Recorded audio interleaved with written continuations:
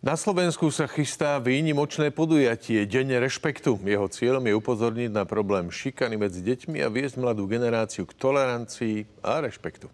Tento rok sa v Trnavskej City Aréne očakáva takmer 17 000 žiakov z celého Slovenska, ale aj z Česka. No a čo všetko ich čaká, tak o tom sa už pozhovárame s riaditeľom občianskeho združenia Integrácia Slavomírom Kravčákom a so spoluorganizátorkou Dňa rešpektu Viktóriou Jakubovičovou. Dobré ráno. Dobré ráno. Kým sa dostaneme k tomu tohtoročnému Dňu rešpektu, odkedy to občianske združenie Integrácia funguje? Lebo to už sú roky. 17 rokov, od roku 2008. A posunuli ste sa za tých 17 rokov do City Areny, kde bude 17 000 žiakov zo Slovenska. Poprvýkrát je to aj z Českej republiky, alebo už aj predtým to malo takúto medzinárodnú účasť? Nie, je to poprvýkrát Deň rešpektu a ja som veľmi rád, že Česká republika veľmi to prijala a veľmi chce s nami spolupracovať. Dokonca chcú, aby sme to robili v Brne alebo v Prahe. Ale ako hrdý Slovák to určite budeme robiť stále na Slovensku. Takže, ale príde bezmála 2000 detí z Českej republiky a bude tam dokopy 18 000 ľudí, teda aj s pedagógmi. A keby sme mali City Arenu alebo nejaký štadión na Slovensku aj 80 000, tak určite ho naplníme, lebo taký je záujem.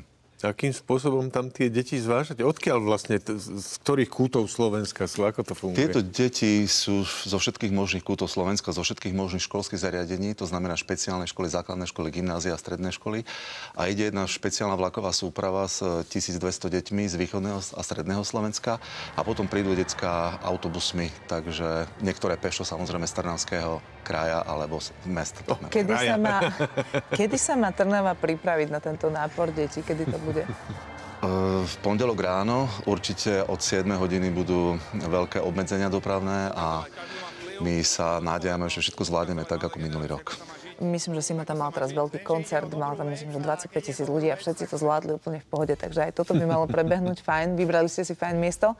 Poďme teraz k tomu samotnému programu, má to byť o rešpekte. Predstavme si teraz naozaj, že ten štadión, 17 000 detí, ako chcete 17 000 detí prinútiť, aby počúvali to, čo im hovoríte. Na to som zvedavá.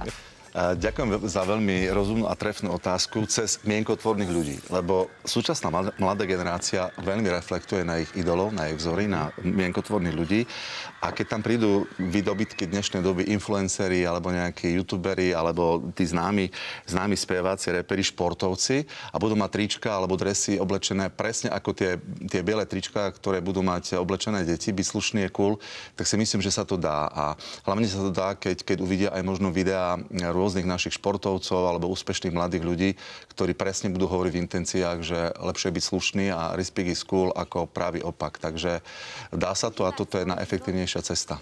Povedzme si niektoré tie mená. Dara Rollins, Tina, Alan Murín, Ego, samozrejme českí a slovenskí futbalisti veľmi známi, takže keď sme pri futbalistoch a určite Štefan mi dá za pravdu, že budúci rok je taký krásne výročie, taký milník, 50. výročie od majstra Európy Československa z Belehradu. My by sme sa chceli pokúsiť aj o stupienok vyššie, urobiť z toho európsku formu integrácie, respektíve európsku formu Dňa rešpektu, aby sme pozvali deti aj z Európy a urobili sme exibičný zápas, prevodnú akciu Výber Československa proti výberu Európy. Na základe toho 50. výročia od nášho víťazstva. Ak som dobre ale čítal, ten tohtoročný program, aj teraz tam bude nejaký exibičný zápas. Bude exibičný zápas výberu slovenských futbalistov, Škrteľ, Ďurica, Hubočan a ďalší proti Šmicerovi, Nedvedovi, Hipšmanovi, Jankolovskému, takže určite sa majú decka na čo tešiť. Spokojne to môžete odložiť. Myslím si to už pozreli, aby sme vás lepšie videli.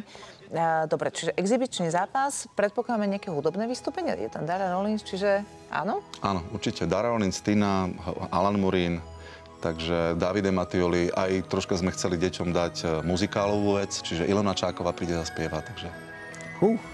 No, Viktória, aby sme dali aj vám trošičku slovo, lebo zatiaľ ste veľmi nemali. Čo vás pritiahlo k tomu, aby ste sa zapojili do tohto projektu? Lebo viem, že vy máte trošičku úplne iné pozadie. Áno, máme iné pozadie. Ja som v podstate spoluzakladateľkou a aktuálne aj CEO strednej školy Skyro, ktorá takisto vznikla s cieľom nejakým spôsobom meniť tú mladú generáciu, tie hodnoty, ten spôsob myslenia, aj keď my to robíme skôr cez tie technológie. A keď sme sa vlastne dopočuli o tomto koncepte, lebo my sme ho ako evidovali z pozadia, ale nikdy sme si nemysleli, že sa budeme do takéhoto rozmeru zapájať, tak sme si vraveli, že toto je práve ten moment, kedy my môžeme výjsť vlastne z tej našej bubliny, lebo máme obmedzený počet študentov, obmedzené priestory a tak ďalej. A tie hodnoty toho rešpektu, takej tej, by som povedala, slušnosti alebo charakternosti sú veľmi podstatné pre rozvoj mladých ľudí a aktuálne v podstate sú aj súčasťou novej kurikulárnej reformy. Takže ja si myslím, že by sme sa mali o tom viac rozprávať spoločne, viac inšpirovať mladých ľudí k tomu, aby sa nebali postaviť za vlastne tieto hodnoty. No, tie technológie, že ti skáčem do rečí, v tom rešpekte a v tej tolerancii zohrávajú dosť významnú úlohu. Áno, môžeme tie technológie zobrať z dvoch strán, pretože technológie sa bohužiaľ v dnešnej dobe využívajú aj na veci, ktoré s rešpektom nemajú nič spoločné, a to je práve kyberšikana. Tak. Máme naozaj že vysoké percento nárastu vlastne oproti minulým rokom, čo sa týka kyberšikany. A ja si práve myslím, že toto podujatie je práve cesta k tomu, aby sme otvárali témy, ktoré sa možno bežne na školách neotvárajú, a aby sme ukázali, že technológia je vec, ktorú treba využívať eticky a vedome, a budeme sa aj o takýchto témach spoločne rozprávať nielen na tomto podujatí, ktoré sa organizuje v pondelok, ale tá spolupráca v podstate bude pretrvávať, bude dlhodobá, a spoločne budeme chystať ďalšie aktivity a projekty. OZ Integrácia funguje už teda 17 rokov, ale toto je jeden z najväčších projektov, aký ste doteraz pripravili. Áno. Tak vám budeme držať palce, aby to vyšlo dobre, aby ak 17 000 detí a minimálne, ja neviem, každé druhé, každé tretie... Nie, lebo je to naozaj, že obrovské množstvo detí na jednom mieste, ak aspoň, ja neviem, každé druhé, každé tretie si z toho zoberie naozaj niečo, čo ho posunie vpred alebo ovplyvní v názore, tak to bude fantastický Treba počet. povedať jednu vec, že tá číslovka 17 000 nie je konečná, lebo my sme poprosili ministerstvo školstva, aby sa z toho robil live stream, aby mohli vidieť ostatné školy na Slovensku, základné a stredné školy, aby si mohli zapnúť svoje IKT zariadenie a pozerať, lebo 22. september je v kalendáre pamätných dní deň rešpektu, ako stanovený deň rešpektu, čiže aby to videli teda deti na celom Slovensku, a presne ako Viktória povedala, aby sa po skončení tohto prenosu rozprávali o interných svojich špecifických problémoch so svojím triednym učiteľom alebo triednym profesorom. Toto je veľmi, veľmi dôležité povedať.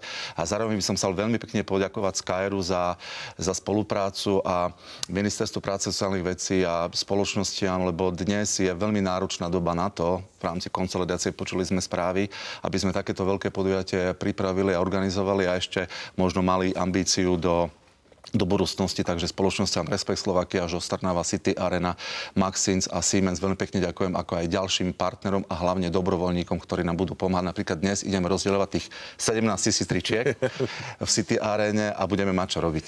Tak vám budeme držať palce, nech to dobre dopadne a nech to vyjde a nech to prinesie to, čo to priniesť má. Ďakujeme za návštevu. Ďakujem pekne.